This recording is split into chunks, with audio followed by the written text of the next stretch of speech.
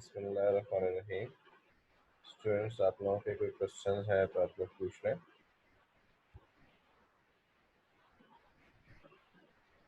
पिछले लेक्चर्स में से आप लोगों के कोई क्वेश्चन हैं तो आप लोग पूछ लें।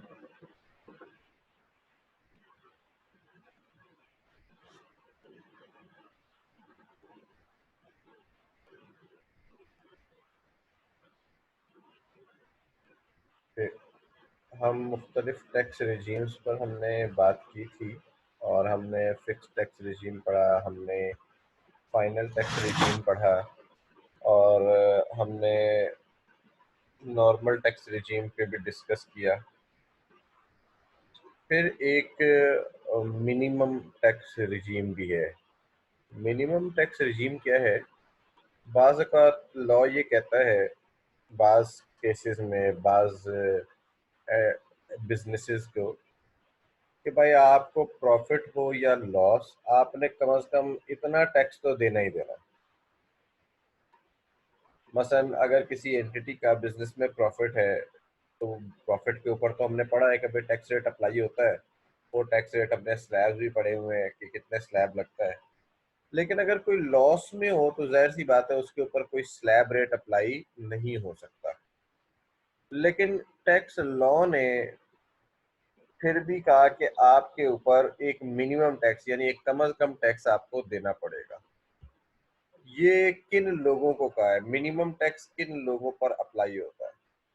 सेक्शन 113 के तहत मिनिमम टैक्स अप्लाई होता है किन लोगों के ऊपर? जिनकी एनटीआर इनकम है, यानी एफटीआर वालों पे ये मिनिमम टैक्स अप्लाई नहीं होता। एफटीआर वालों का तो पहले ही ग्रॉस इनकम के ऊपर एक फाइनल टैक्स हो जाता है, तो इसलिए एफटीआर वालों के ऊपर ये मिनिमम टैक्स अप्लाई नहीं होता। मिनिमम टैक्स किसके अप्लाई होता है? जिसकी नॉर्मल टैक्स रिजीम की इनकम हो। अच्छा, नॉर्मल टैक्स रिजीम इनकम के अंदर कौन कौन लोग हैं? Resident company. रेजिडेंट कंपनी यानी जो कंपनी है और रेजिडेंट इन पाकिस्तान है। नॉन रेजिडेंट कंपनी के ऊपर ही अप्लाई नहीं होता। An individual having turn over of 10 million rupees or above in tax year 2017 और सब्सिक्वेंट ईयर। ऐसा शख्स जिसकी सालाना टर्नओवर 10 मिलियन रुपए या इससे ज्यादा हो। 10 मिलियन का मतलब है 1 करोड़ रुपया। अच्छा, यहाँ पर लफ्ज के यूज हुआ है टर्नओवर। टर्नओवर कहते हैं सेल को, ग्रॉस रिसीट्स फ्रॉम बिजनेस जो होती है ना, उसको टर्नओवर कहते हैं। इसका मतलब है कि ये सैलरी पर अप्लाई नहीं होता। ठीक है, इस पर पहले टर्नओवर की डेफिनेशन देख लें आप। टर्नओवर की डेफिनेशन है, turnover means gross receipts from sale of goods. NTR होंगे, सिर्फ एनटीआर वाले को लिए। लेस सेल्स टैक्स, एफईडी और trade discount shown invoices, gross fees from rendering of services, gross receipts from contracts और कंपनीज शेयर फ्रॉम यूपी। तो जिन लोगों का टर्नओवर होगा 10 मिलियन से ज्यादा है, जिन लोगों की ये वाली इनकम 10 मिलियन से ज्यादा होगी, सिर्फ उन पे अप्लाई होगा। इसका मतलब है, आप देखें इसके अंदर सैलरी इनकम नहीं है। इस टर्नओवर के डेफिनेशन में प्रॉपर्टी इनकम इसके अंदर शामिल नहीं है। ठीक है, तो जनरली जनरली इसके अंदर क्या चीज शामिल है? जनरली इसके अंदर इनकम फ्रॉम बिजनेस है।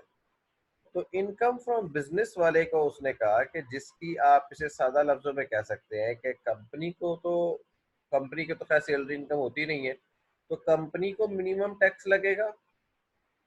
उसके बाद ऐसा इंडिविजुअल जिसका टर्नओवर 10 मिलियन से ज्यादा है, उसको भी मिनिमम टैक्स लगेगा। मिनिमम टैक्स कितना लगेगा यही बताता हूँ। और एसोसिएशन ऑफ पर्सन जिसका टर्नओवर 10 मिलियन या उससे ज्यादा है, उसको भी मिनिमम टैक्स लगेगा।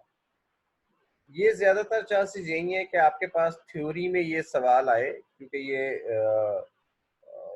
या बिजनेस इनकम में हो सकता है कि बिजनेस इनकम में इसकी बात हो। अगर बिजनेस इनकम का सवाल है तो मिनिमम टैक्स की बात हो, लेकिन आता नहीं है आपके पास मिनिमम टैक्स के ऊपर इतना सवाल, क्योंकि आपके न्यूमेरिकल जरा टफ हो जाता है थोड़ा सा।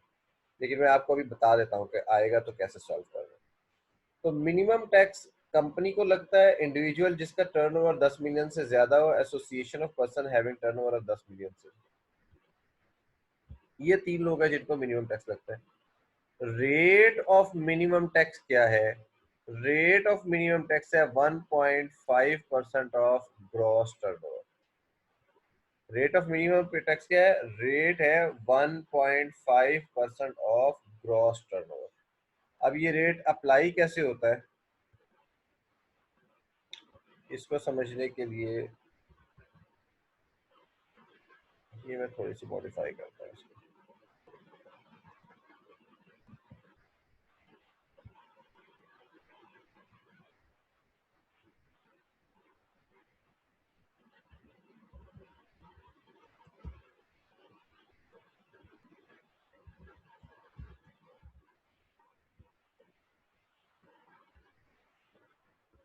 फॉर एग्जाम्पल आपके पास सेल है 10 लाख रुपए की, आपके पास कॉस्ट ऑफ सेल्स है 15 लाख रुपए की, ग्रॉस लॉस आ गया 5 लाख रुपया, एडमिन सेलिंग एक्सपेंसेस, इसको मैं थोड़ा मॉडिफाई कर देता हूँ। सेल्स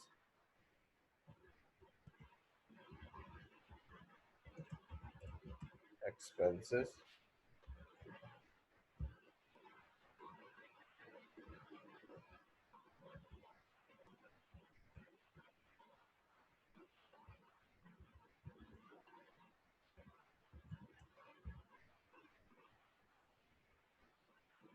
अकाउंटिंग में आपके पास लॉस आ गया, उसके बाद आप फिर एडजस्टमेंट करते हैं, accounting depreciation other inadmissible expenses 1 lakh रुपया, say for the sake of argument.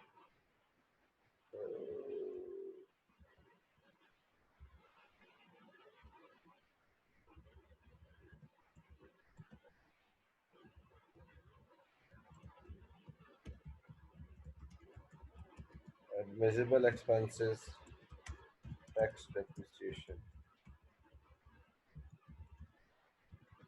से we have a tax depreciation of,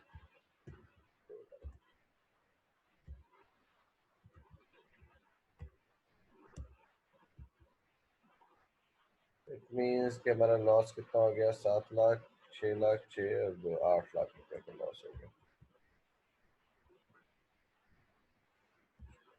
tax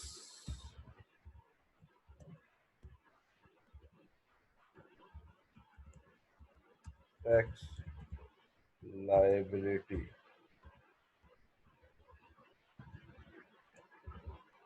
tax liability. अब जो नॉर्मल टैक्स लायबिलिटी है वो तो है आपकी जीरो। जीरो क्यों है? जब आपका प्रॉफिट ही नहीं है तो टैक्स रेट किस चीज पर अप्लाई होगा? ठीक है, चूंकि आपका प्रॉफिट कोई नहीं है तो टैक्स रेट अप्लाई नहीं होगा, आपका तो टैक्स के अंदर टैक्सेबल इनकम नहीं है बल्कि टैक्स लॉस आ गया है। ऐसी सूरत में लॉ क्या कहता है? आपको क्या होगा? मिनिमम टैक्स लगेगा। मिनिमम टैक्स क्या है? जो आपका टर्नओवर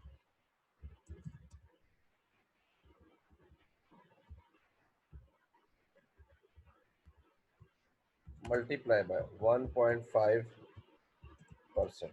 अब यहाँ पे टर्नओवर कितना है? 1 मिलियन। 1 मिलियन का 1.5% कितना बन जाएगा? 1 मिलियन इंटू 1.5 डिवाइड बाई 100, 15,000 का। तो आपकी ये लॉ कहता है मिनिमम टैक्स लायबिलिटी। ऑल्दो आपका लॉस है लेकिन फिर भी लॉ क्या कहता है? आपके पास आपको ये मिनिमम टैक्स लायबिलिटी पे करनी पड़ेगी। ठीक है, तो ऐसी सिचुएशन जिसमें आपका लॉस आ जाए उसमें भी आपको एक मिनिमम टैक्स देना पड़ता है सेक्शन 113 के मुताबिक, और ये मिनिमम टैक्स लायबिलिटी कहलाता है।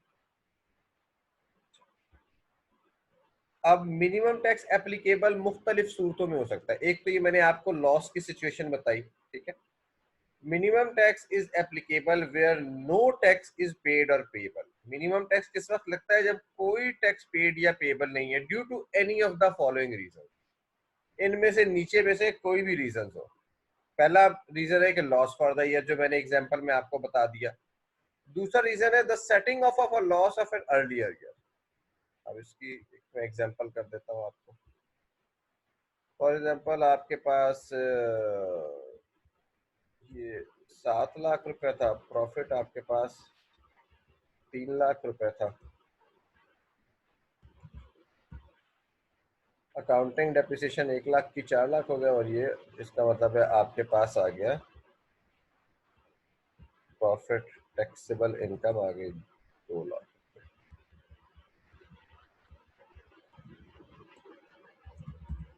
टैक्स प्रॉफिट आ गया। Brought forward business loss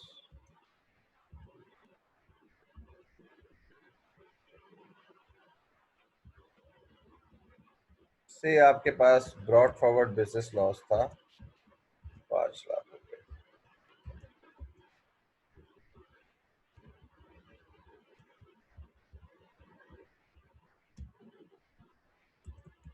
net loss carry forward, तो जब आपने लॉस को एडजस्ट किया तो आपके पास नेट लॉस 3 लाख का रहेगा जो कैरी फॉरवर्ड होगा। इस सूरत में भी टैक्स लायबिलिटी क्या होगी? नील, क्योंकि आपकी आमदनी तो थी, लेकिन आमदनी ये मैं ये आमदनी के अगेंस्ट आपने जब लॉस को एडजस्ट किया तो आपके पास बाकी लॉस ही रह गया। इसका मतलब है नॉर्मल टैक्स लायबिलिटी जीरो, फिर अगेन क्या लगेगा आपको? Minimum tax. ये दूसरी सिचुएशन है जिसमें आपको मिनिमम टैक्स लग सकता है। ठीक है। अच्छा, उसके बाद मिनिमम टैक्स जो है वो एग्जेम्पशंस वगैरह अगर आपके पास अवेलेबल हो तब भी मिनिमम टैक्स लगता है। ठीक है। मसलन इसी सवाल में आपकी इनकम है, जो भी इनकम है 10 लाख रुपया, 20 लाख रुपया, लेकिन आपकी इनकम एग्जाम फ्रॉम टैक्स है। आपकी बिजनेस इनकम है और business income exam from tax है, तो लॉ कहता है कि फिर भी आपको मिनिमम टैक्स देना पड़ेगा, अनलेस लॉ स्पेसिफिकली कहे कि आपकी इनकम के ऊपर मिनिमम टैक्स नहीं लगता। जैसे यहाँ पर एक clause 11A part 4 of second schedule है जिसमें लिखा हुआ है कि यार इन इन इन लोगों के ऊपर मिनिमम टैक्स नहीं लगेगा। तो मिनिमम टैक्स अगर आपकी प्रॉफिट एग्जाम फ्रॉम टैक्स है, यूनियन लॉ जो है ना बुनियादी तौर पर एग्जामेशन देता है आपके प्रॉफिट्स को, अगर आपके tax profit exam from tax है तब भी आपको मिनिमम टैक्स देना पड़ेगा, अनलेस लॉ कहे कि यार इसके प्रॉफिट भी एग्जाम्प्ट है और इसको मिनिमम टैक्स भी नहीं लगेगा। ठीक है। तो जैसे नॉन प्रॉफिट ऑर्गेनाइजेशन है, अप्रूव नॉन प्रॉफिट ऑर्गेनाइजेशन है, उनके बारे में लॉ ने स्पेसिफिकली कह दिया कि भाई आपके प्रॉफिट पर भी टैक्स नहीं लगेगा और आपको मिनिमम टैक्स भी नहीं लगेगा। इसी तरह एक्सपोर्ट ऑफ आईटी और आईटी इनेबल्ड सर्विसेज हैं, उनको लॉ ने स्पेसिफिकली कह दिया कि भाई आपको नॉर्मल टैक्स भी नहीं लगेगा और आपको मिनिमम टैक्स भी नहीं लगेगा। फिर एक और रीजन होती है अगर एप्लीकेशन ऑफ क्रेडिट्स या रिपेट्स की वजह से आपको टैक्स ना लग रहा हो। इसकी एग्जांपल देख लें, इस एग्जांपल को थोड़ा सा मॉडिफाई करते हैं। सेज 10 लाख रुपया, 7 लाख रुपया, 3 लाख रुपया, अकाउंटिंग डेप्रिसिएशन टैक्स प्रॉफिट आ गया। ठीक है। इस टैक्स प्रॉफिट के ऊपर फर्ज किया टैक्स लायबिलिटी मैं अज्यूम कर रहा हूँ।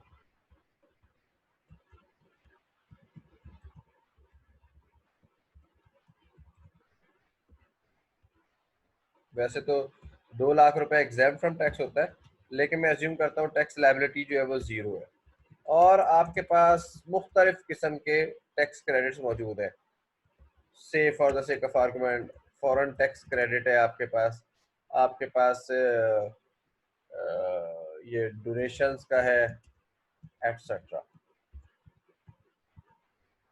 और ये टैक्स क्रेडिट्स मिला के 22,000 रुपए के बनते हैं। तो आपकी नॉर्मल टैक्स लायबिलिटी क्या हो गई? मिल, अगेन जीरो हो गई, क्योंकि आपके टैक्स आप पर मुख्तलिफ किस्म के टैक्स रेट्स मिला के इतने ज्यादा हो गए कि आपको जो है कोई लायबिलिटी पे ही नहीं करनी। अच्छा, इसमें जो है एक चीज याद रखनी है कि ये टैक्स डिडक्टेड एट सोर्स को कंसिडर नहीं करना, जो आखिरी टैक्स क्रेडिट है उसको कंसिडर नहीं करना, उससे पहले के टैक्स क्रेडिट्स की बात हो रही है। अगर कोई आपको गवर्नमेंट से कोई टैक्स क्रेडिट्स वगैरह मिले हुए हैं टैक्स डिडक्टेड एट, क्योंकि टैक्स डिडक्टेड एट सोर्स तो आपका टैक्स पेड होता है, ठीक है, उसकी बात नहीं हो रही। उससे पहले के जितने भी टैक्स क्रेडिट्स हैं, अगर वो टैक्स क्रेडिट्स आपको मिले और उसके नतीजे में आपकी नॉर्मल टैक्स लायबिलिटी निल हो जाए, जीरो हो जाए, तब भी आपको मिनिमम टैक्स देना पड़ेगा। ये तीसरी सिचुएशन आपने, यानी अब हमने 4 सिचुएशंस पढ़ ली। लॉस हो, पिछले साल का लॉस हो, इनकम एग्जाम फ्रॉम टैक्स हो, कोई क्रेडिट्स मिल रहे हो, इसमें भी क्रेडिट्स में भी कुछ क्रेडिट ऐसे हैं जो मिनिमम टैक्स के अगेंस्ट में मिलते हैं, जैसे सेक्शन 65B, 65D और 65E। ये तीनों कंपनियों के लिए हैं, आपके कोर्स का हिस्सा नहीं है। 65D मैंने आपको पढ़ाया था, आपके कोर्स का हिस्सा है। और उसमें आपको याद होगा, कल शायद किसी ने सवाल भी पूछा था कि सर ये क्या है, तो मैंने कहा था भाई मिनिमम टैक्स के अगेंस्ट भी क्रेडिट मिलता है, तो ये वही क्रेडिट है। फिर कहता है क्लेमिंग ऑफ अलाउंसेस और deductions including depreciation and amortisation. जैसे ये आपको लॉस मिला है, फर्ज किया आपको ज़कात है, ठीक है, ज़कात भी आपको एज ए एक्सपेंस मिलती है ना। तो जैसे ये वाली एग्जांपल हमने की थी, आपका टैक्स प्रॉफिट आया 2 लाख रुपए, और यहाँ पर ब्रॉड फॉरवर्ड बिजनेस लॉसेस की बजाय आपने ज़कात पे की हुई है, WWF पे किया हुआ है, और अल्टीमेटली आपके पास वही बात है कि लॉस बन जाता है। तो इस सूरत में नॉर्मल टैक्स लायबिलिटी तो होगी जीरो, लेकिन मिनिमम टैक्स आपको फिर भी देना पड़ेगा। तो ये है सेक्शन 113 का मिनिमम टैक्स। अच्छा, ये मैंने जितनी भी एग्जांपल की हैं, इनमें सारों में देखें मैंने इनकम ली है 1 मिलियन। ये याद रखें, 1 मिलियन की इनकम के ऊपर मिनिमम टैक्स अप्लाई नहीं होता। ये कम से कम इंडिविजुअल, क्योंकि आपके पास कंपनी का तो सवाल आता नहीं है, आपके पास यूजुअली इंडिविजुअल का सवाल आता है। कंपनी की देखिए, कंपनी की कोई लिमिट नहीं है। अगर ये कंपनी हो तो कंपनी पे तो 1 मिलियन पे भी मिनिमम टैक्स लग जाएगा, लेकिन इंडिविजुअल या एओपी के ऊपर मिनिमम टैक्स उस वक्त लगेगा जब इनकी सालाना आमदनी 10 मिलियन रुपए से ज्यादा हो, यानी 1 करोड़ रुपए से ज्यादा हो, अदरवाइज मिनिमम टैक्स नहीं लगेगा। तो ये मिनिमम टैक्स का टॉपिक सबको क्लियर है?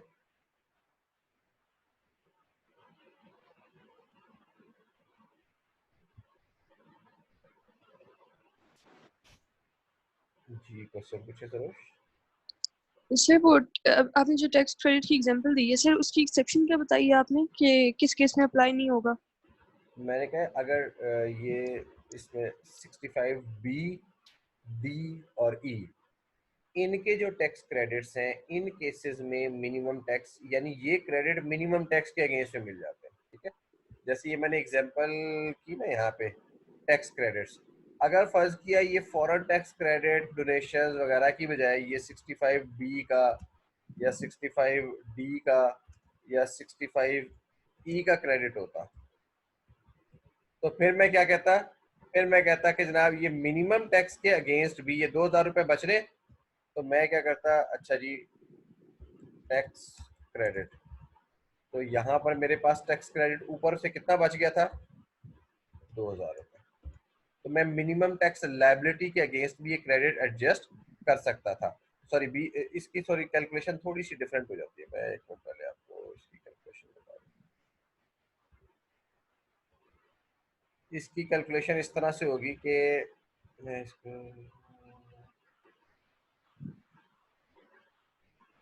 इस स्लाइड पर नहीं करता, सेपरेट कर देता हूँ। असल में कैलकुलेशन आपके एग्जाम का पार्ट इस तरह से नहीं है, लेकिन फिर भी समझ लेनी चाहिए। इसमें कैलकुलेशन इस तरह से होगी, नॉर्मल टैक्स लायबिलिटी। अब ये टैक्स क्रेडिट आपके पास जो अवेलेबल है ना, वो किसके हैं, से 65B, 65D और 65E के हैं, ठीक है।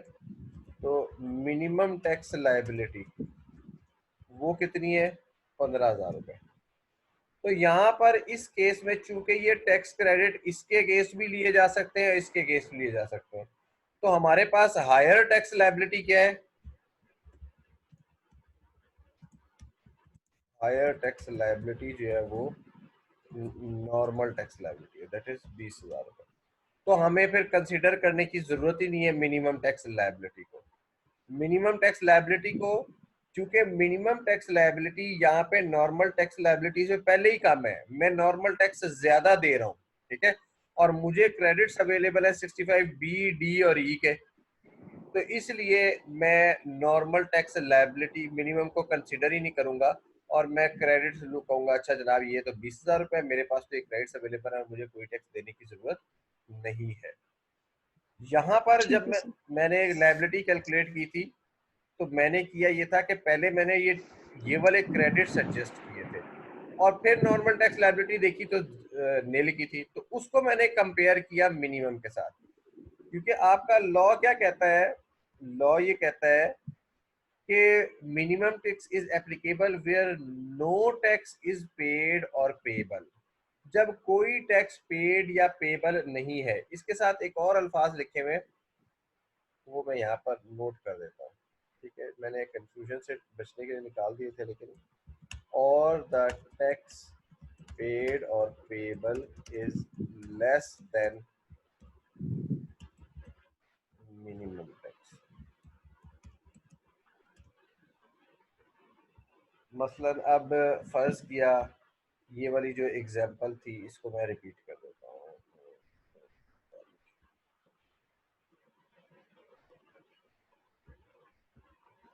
जैसे ये वाली एग्जांपल है। अब यहाँ पर तो नील है, यहाँ पर भी नील है। एक एग्जांपल इसको मैं रिपीट,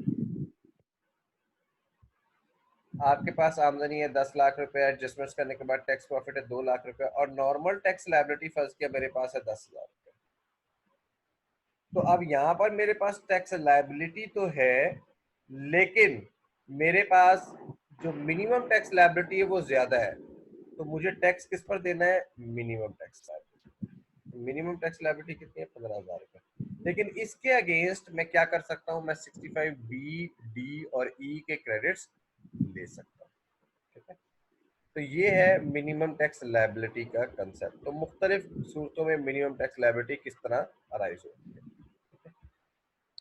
तो सर हमने याद करना है कि 65 डी, ई और बी में क्या है? एक मिनट, आपकी बुक में तो मेरा ख्याल है इतनी डिटेल से शायद ये बात नहीं लिखी हुई। मैं एक मिनट आपकी किताब में देखूं क्या लिखा है उसमें। सेक्शन 113, इसमें एक तो रीजंस हैं कि किन रीजंस की वजह से हो सकता है टैक्स ऑलरेडी पेबल 1.5%। नहीं, इनका जिक्र ही नहीं है आपके उसमें ना, ठीक है। तो सिर्फ ठीक है एक सर। 65D आप याद रख लें, ठीक है। वैसे तो 3 सेक्शन है, लेकिन आप 65D को याद रख लें क्योंकि 65D आपके कोर्स में एक दूसरे चैप्टर में मौजूद है, ठीक है। तो वो भी ठीक है सर। न्यूमेरिकल में आने के चांसेस कम है आपके पास। इसको ना ज्यादा चांसेस यही है कि मिनिमम टैक्स को थ्योरी में आपसे पूछेगा।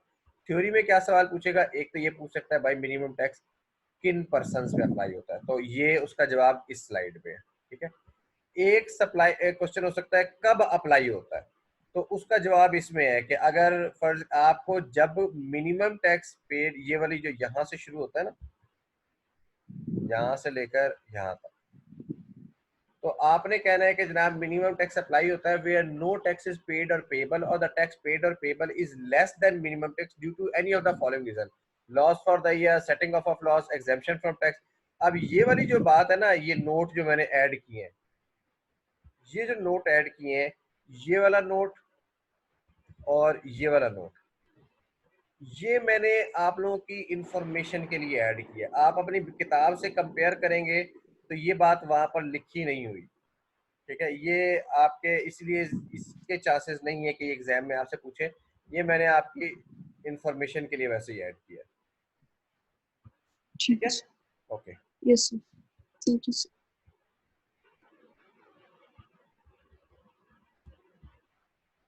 अच्छा जी। उसके बाद फिर ये कहता है मिनिमम टैक्स कैरी फॉरवर्ड भी हो जाता है। कैरी फॉरवर्ड किस तरह से होता है, जब minimum tax normal tax liability से एक्सीड करे, तो वो कहता है कि excess amount of minimum tax paid is allowed to be carried forward and adjust against normal tax liability for 5 tax year immediately succeeding the tax year for which the amount was paid. The adjustment in subsequent years is allowable to the extent of normal tax liability exceeding minimum tax of that year. If after 5 years, if any minimum tax is still unadjusted, the amount will lapse. इसको example से जरा समझ लेते हैं।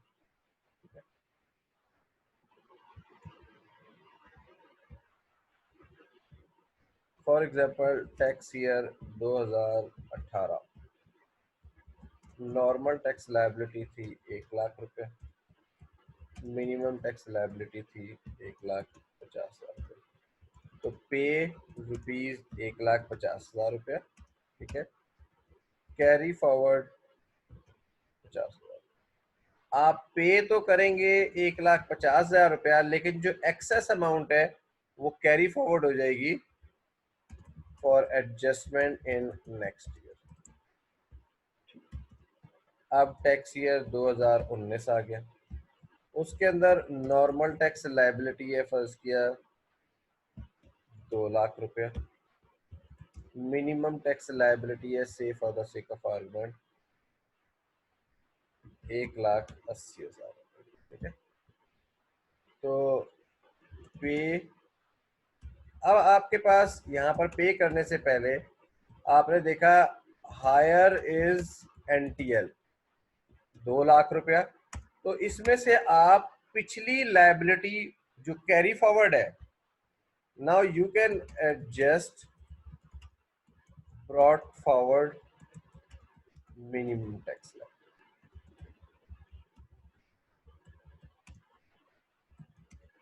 ठीक है। अब brought forward minimum tax कितना है, ₹50,000। लेकिन अगर आप 50,000 पूरा एडजस्ट करेंगे तो करंट ईयर की लायबिलिटी कितनी रह जाएगी, 1,80,000 रुपए, जो कि मिनिमम टैक्स से कम है। तो आप ब्रॉड फॉरवर्ड मिनिमम टैक्स पूरा नहीं एडजस्ट करेंगे, ठीक है। आपको brought forward minimum tax available है ₹50,000, but you can adjust only ₹20,000, क्योंकि करंट ईयर की tax liability minimum tax liability से नीचे नहीं जा सकती। तो आप क्या करेंगे, आप फिर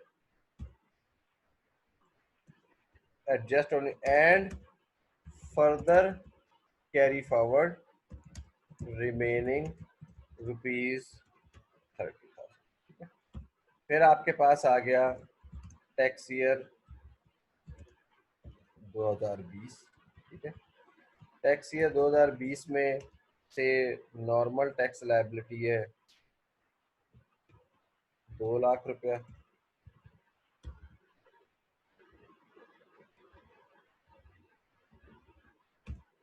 और मिनिमम टैक्स लायबिलिटी है 2,20,000 रुपये। अब टैक्स ईयर 2020 में ये एडजस्ट कुछ भी नहीं हो सकता, क्योंकि नॉर्मल टैक्स लायबिलिटी ऑलरेडी कम है। आपको पे रुपीज 2,20,000 रुपया and carry forward ₹30,000 of tax year 2018 and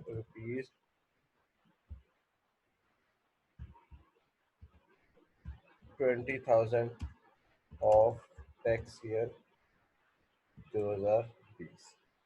तो ये टैक्स ईयर 2018 का इसी तरह कैरी फॉरवर्ड होता रहेगा। अब ये कैरी फॉरवर्ड अप टू 5 साल हो सकता है, ठीक है। Carry forward up to 5 years, that is 2019, 2020, 2021, 2022, 2023।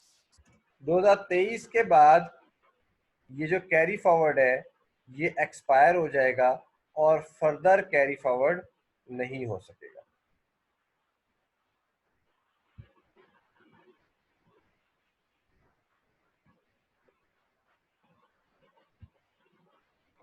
इस पे कोई क्वेश्चन है किसी का तो पूछ लें।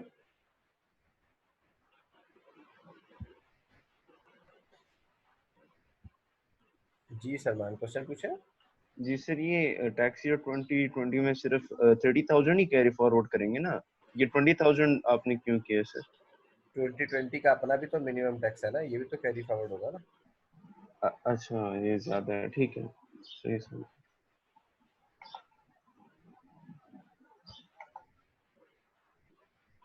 अच्छा जी, किसी का कोई क्वेश्चन और?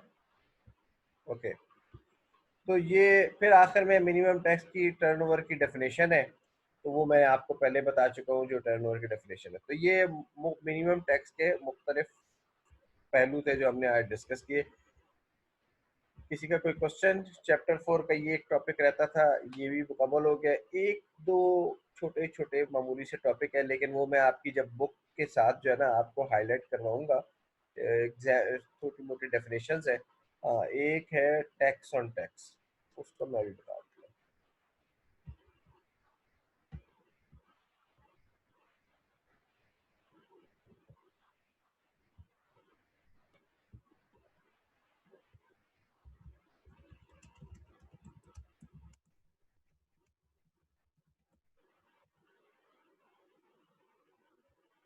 जी मरियम, क्वेश्चन पूछे। सर वो जो टैक्स क्रेडिट का आप कह रहे थे कहाँ पे, वो बता दें। टैक्स क्रेडिट का क्या? सर ये जो ऊपर वाली स्लाइड पे हमें मिनिमम टैक्स के साथ जो एडजस्टमेंट करते हैं ये वाली टैक्स स्लाइड? क्रेडिट। नहीं सर, इससे पहले वाली, ये वाली? ये वाली। हाँ, यस सर, ये वाली। देखें, मिनिमम टैक्स क्रेडिट जो है ना उसमें हमें ये कहा गया कि मिनिमम टैक्स क्रेडिट और नॉर्मल टैक्स लायबिलिटी दोनों में से जो मिनिमम का मतलब ये कि कम से कम इतना टैक्स तो देना है। तो आप आसानी के लिए कह सकते हैं कि आप नॉर्मल टैक्स लायबिलिटी और मिनिमम टैक्स लायबिलिटी में से जो हायर होती है वो आपको पे करनी होगी। ठीक है। अच्छा, नॉर्मली कोई भी tax credit minimum tax liability के अगेंस्ट एडजस्ट नहीं हो सकते। नहीं। जैसे हमने इससे पीछे वाली एग्जांपल में किया, तो हमने क्या किया कि यहाँ पर जब हमने टैक्स क्रेडिट एडजस्ट किए, सॉरी इससे पीछे वाली slide। हाँ, यहाँ पर हमने जब टैक्स क्रेडिट एडजस्ट किए तो ये टैक्स क्रेडिट हमने सिर्फ नॉर्मल टैक्स लायबिलिटी के अगेंस्ट एडजस्ट किए और मिनिमम टैक्स हमें पे करना पड़ा। जबकि सेक्शन 65 बी, डी और ई की सूरत में, सेक्शन 65 बी, डी और ई की सूरत में हमें पे करने पड़ते हैं मिनिमम टैक्स लायबिलिटी, लेकिन अब उसके अगेंस्ट हमें बी, डी और ई का क्रेडिट मिल जाता है। इसका मतलब है कि अगर मेरी मिनिमम टैक्स लायबिलिटी ज्यादा हो और मेरे पास 65 बी, डी और ए के क्रेडिट अवेलेबल हो तो मुझे कोई टैक्स भी पे करने की जरूरत नहीं। Yes sir. ठीक है। Yes sir.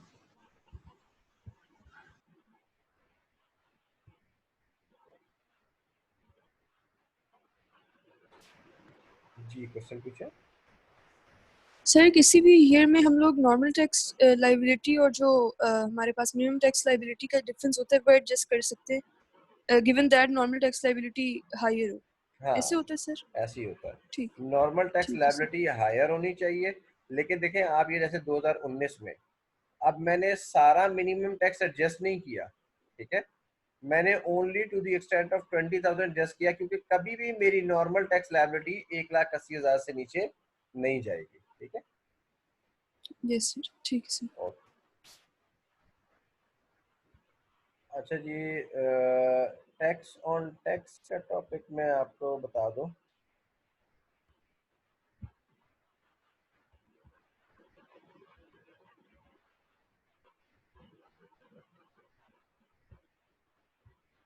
Tax on tax for salaried individual, ये वैसे सैलरी के साथ होना चाहिए, लेकिन यहाँ पे मैं आपको बताता हूँ।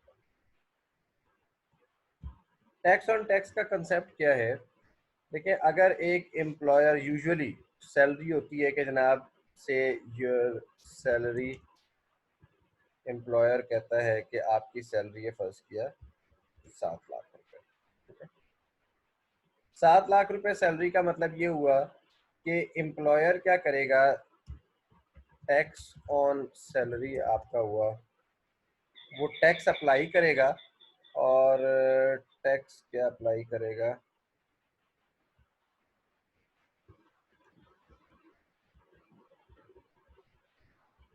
टैक्स अप्लाई करेगा इसके ऊपर रेट्स का है।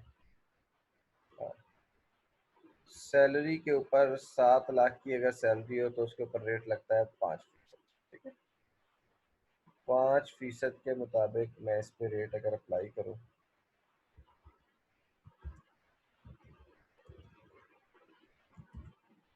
1 लाख इंटू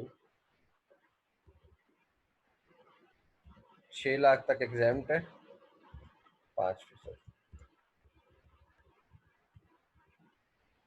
एम्प्लॉय ने टैक्स कितना देना है? 5,000 रुपये। 1 लाख का 5%, क्योंकि 6 लाख तक सैलरी एग्जाम्प्ट होती है, उसके ऊपर टैक्स देगा 5,000 रुपये। ये तो होता है नॉर्मल। तो एम्प्लॉयर क्या करता है? एम्प्लॉयर पेज सैलरी, वो 7 लाख माइनस उसमें से 5,000 काटता है, सैलरी पे करता है 695,000 रुपीज। ठीक है, डिडक्ट टैक्स एंड पे टू गवर्नमेंट। और जो 5,000 रुपए हैं वो गवर्नमेंट को पे कर दे। तो अगर यूजुअली जब आप किसी जगह पे एम्प्लॉयमेंट के लिए जाते हैं तो आपको सैलरी बताई जाती है कि भाई आपकी सैलरी 7 लाख रुपए है, तो ये एक अंडरस्टूड होता है कि सैलरी में से टैक्स कटेगा और आपको जो पैसे मिलेंगे वो नेट ऑफ टैक्स मिलेंगे। 6,95,000 रुपए मिलेंगे, बाकी टैक्स गवर्नमेंट ऑफ पाकिस्तान के पास चलेगा। ठीक, now if the employer agrees to pay rupees 700,000 net of tax, that is,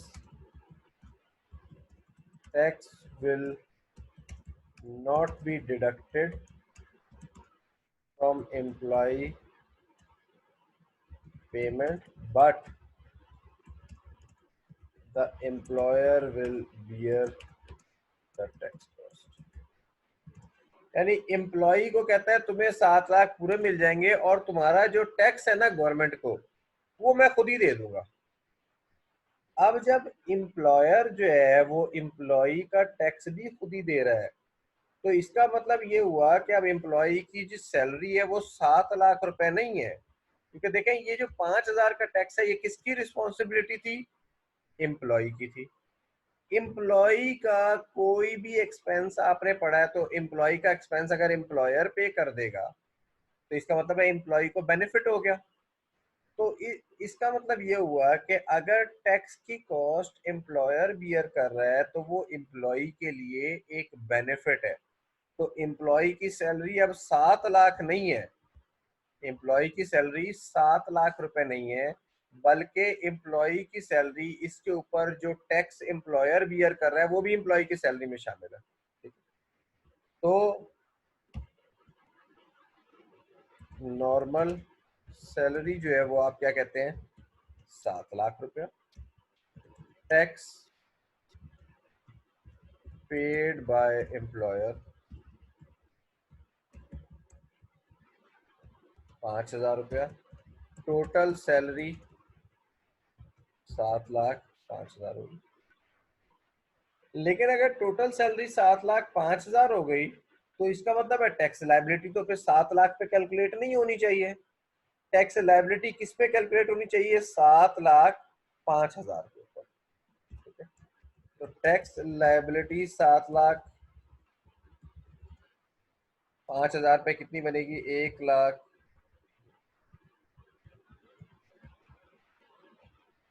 5,000 का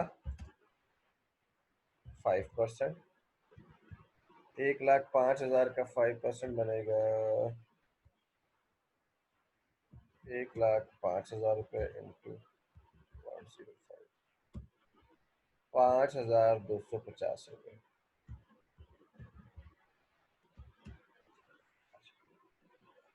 अब ये 5,250 रुपये सैलरी हो गई इसका मतलब है। लेकिन एम्प्लॉयर ने क्या कहा है? एम्प्लॉयर ने कहा है कि यार टैक्स मैं बियर करूंगा, आपको टैक्स की तरफ से घबराने की जरूरत नहीं है। तो अगर पहले एम्प्लॉयर 5,000 बियर कर रहा था तो इसका मतलब है एम्प्लॉयर अब 5,250 है तो एम्प्लॉयर 5,250 रुपये बियर करेगा। तो अगर वो 5,250 बियर करेगा तो टैक्स पेड, ये भी जो 5,250 है, तो टैक्स पेड बाय एम्प्लॉयर कितना हो गया? 5,000 ₹7,250। तो एम्प्लॉय की सैलरी कितनी हो गई? एम्प्लॉय की सैलरी अब 7,05,000 नहीं है बल्कि 7,05,250। अब अगर सैलरी 7,05,250 है तो अब फिर इसके ऊपर टैक्स कितना बनता है? अगेन 1,05,250 मल्टीप्लाई बाय 5%, 1,05,250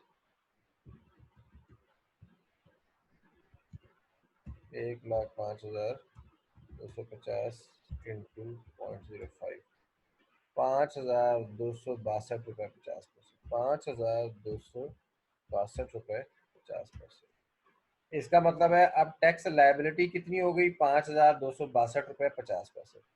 तो एम्प्लॉयर फिर कितने, अब ये अगेन पेड बाय एम्प्लॉयर हो गया, तो फिर एम्प्लॉय सैलरी कितनी हो गई?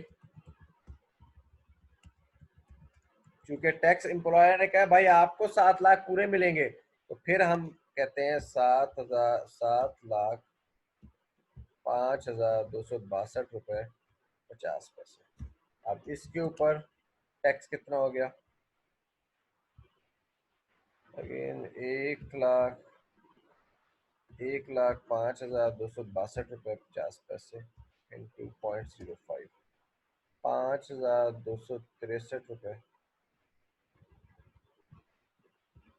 5,263 कितने थे?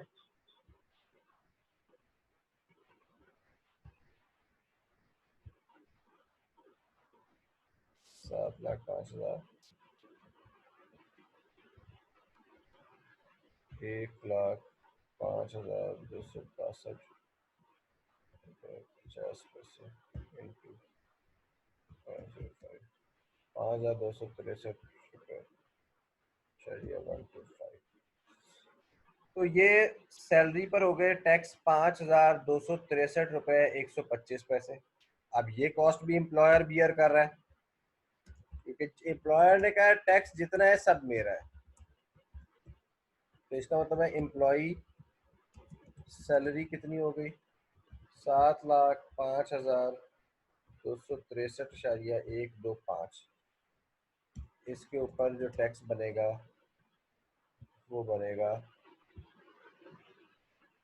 1,05,263.125 मल्टीप्लाई बाय 0.05, तो ये 5,263 ही बनेगा। तो यहाँ पर क्योंकि हम फ्रैक्शन को इग्नोर कर देते हैं तो ये टैक्स बन रहा है 5,263 रुपये।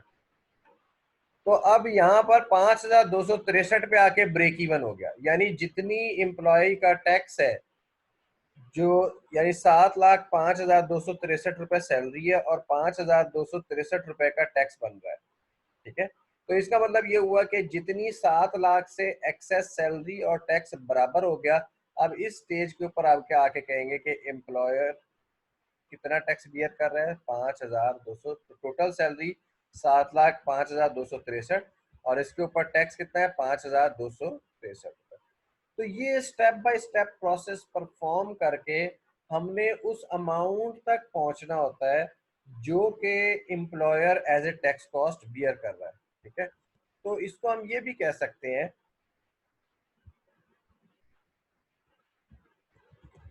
Employ salary is equal to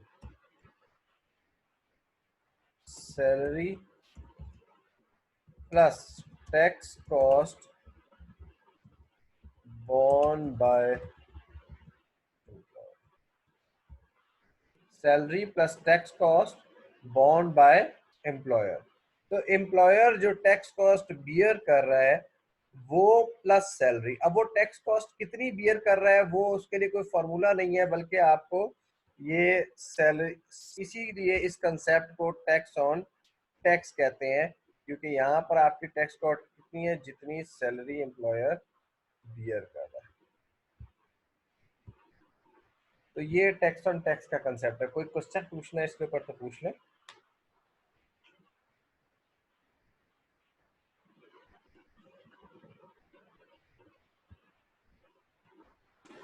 ji question पूछें। सर ये क्वेश्चन आ सकता है कि टोटल टैक्स लायबिलिटी क्या है जो कि पे की है एम्प्लॉयर ने? ये जो क्वेश्चन है ना, आप देखें इसमें इतने ज़्यादा स्टेप्स इन्वॉल्व हैं और ये सिंपल मैथमेटिक्स का क्वेश्चन है, ठीक है।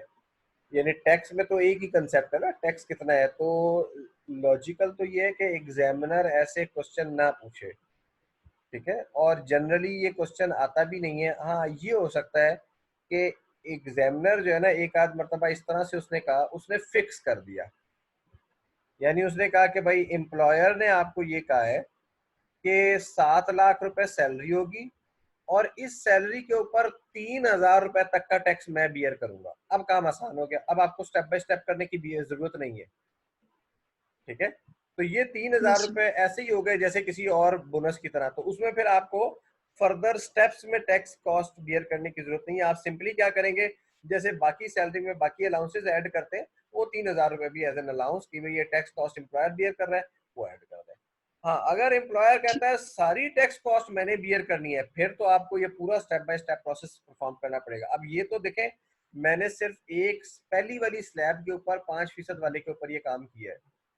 अब अगर ये फर्ज किया अगली 3-4 स्लैब्स के बाद ये काम हो रहा हो, तो फिर तो ये और भी मुश्किल कैलकुलेशन हो जाएंगी ना, फिर तो उसके स्टेप्स बहुत सारे बन जाएंगे। और फिर अगर ये एक स्लैब से दूसरी स्लैब में शिफ्ट कर रहा हो तो और भी ज्यादा स्टेप्स बन जाते हैं। तो ये लॉजिकल नहीं है कि एग्जामिनर इसको जो है वो इतनी डिटेल वाला या इतनी ज्यादा मैथमेटिकल क्वेश्चन वाला सवाल पूछे, ठीक है सर। ठीक है। Yes okay, sir. Thank you. किसी का कोई और question? Okay ji, thank you very much. फिर इंशाल्लाह ताला हम थ्योरी के चैप्टर्स पे अब कल से बात शुरू करेंगे। न्यूमेरिकल के जो छोटे मोटे एक दो टॉपिक्स रहते थे वो भी मैंने अब आपको करवा दिए हैं, तो थ्योरी के चैप्टर्स पे हम कल से इंशाल्लाह ताला डिस्कस करेंगे। किसी का कोई क्वेश्चन है तो पूछ लें अभी। कोई क्वेश्चन? सलमान के क्वेश्चन। जी सलमान। जी सर, ये न्यूमेरिकल सारा हमने कवर कर लिया, न्यूमेरिकल हमने सारा कवर कर लिया, अब पीछे सिर्फ थ्योरी रह गई है। पीछे सिर्फ थ्योरी रह गई। सेल्स टैक्स का रहता है, सेल्स टैक्स में भी न्यूमेरिकल आता है।